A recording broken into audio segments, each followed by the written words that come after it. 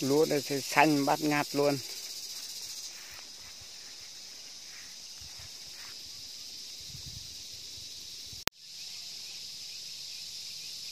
Chào mọi người nha. Xem hôm nay mình đi thăm ruộng để khói nước.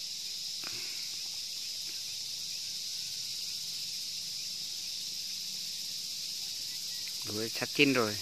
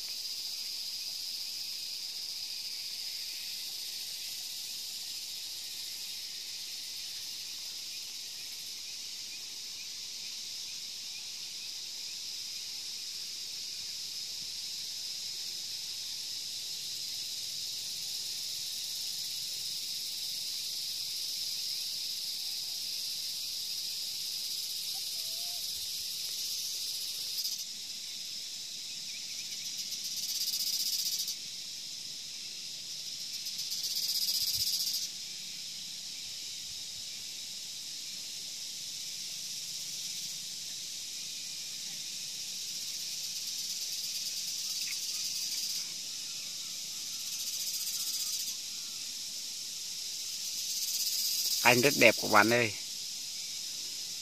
Này này.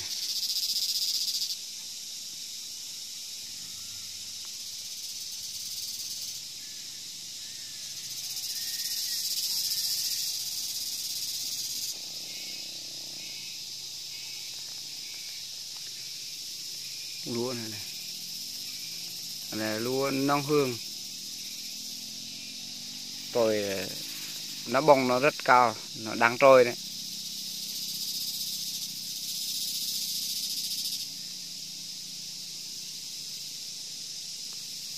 Có đẹp không?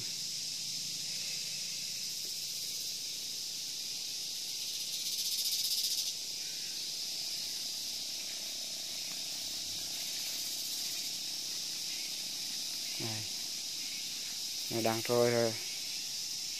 Phía này thì sắp chín rồi.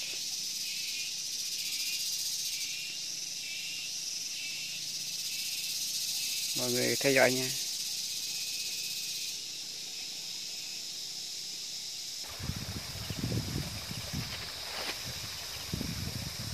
Sưởi này cắn hết rồi.